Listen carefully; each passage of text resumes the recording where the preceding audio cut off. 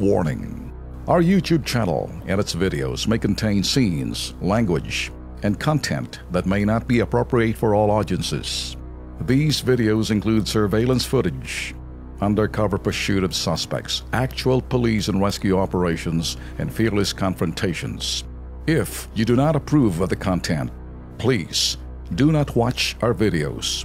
If you wish to continue, we strongly advise that you proceed with caution. Viewers' discretion is advised.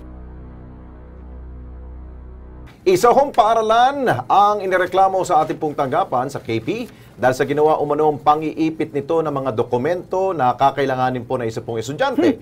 Matapos o kasi bigyan pansin ng kilos prontong reklamo, narito po ang agarang aksyon. Huwebes, 11 ng Mayo, lumapit sa kilos pronto si Claudia Pitpit at ang kanyang anak na si Richard Jerome upang humingi ng tulong. Iniipit daw ng Integrated Innovation and Hospitality College Incorporated ang eskwelahang pinapasukan ni Jerome. Ang school records ito ang dahilan, hindi pa raw sila bayad sa tuition nito.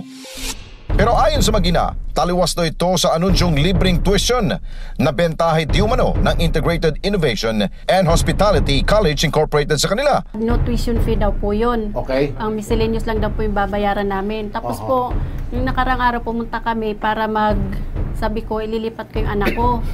Eh may binigay po silang papel sa amin na bayaran daw po muna yon kung aalis kami. Sinubukan naming tawagan ang nasabing paaralan upang kunin ang kanilang panig. Ngunit, hindi ito sumasagot. Ganun pa man, nakipag-ugnayan kami sa Commission on Higher Education o CHED. Nasa linya po ng aming telepono si Engineer Ronaldo Liveta ng Commission on Higher Education o CHED. Bukas na bukas, sir, papuntahin ko si nanay po sa inyong tanggapan. Ano po? Sige po, ibibigay ko po yung detalye kung paano Biyernes, 12 ng Mayo, kilos pronto naming sinamahan si Claudia Pitpit at Richard Jerome sa tanggapan ng CHED upang idulog ang kanilang sinusumbong.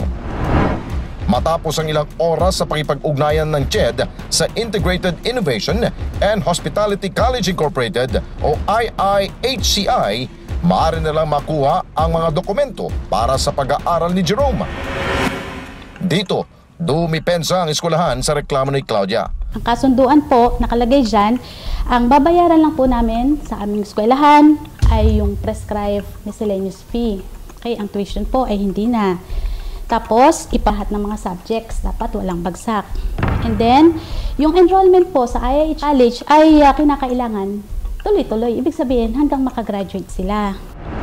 Ang kasunduang ito, nilabag di umano ni Claudia, kaya naman sila ay sinisingil ng eskwelahan base na rin sa napagkasunduan. Meron na kayong pinirmahan na documentations na parang kontrata na since na yung access on free tuition fee ay yun ang napirmahan nyo. So wala naman po. Wala naman po sila in-explain sila. Kaya wala rin. Bakit in-explain nyo ba sa amin na ganyan?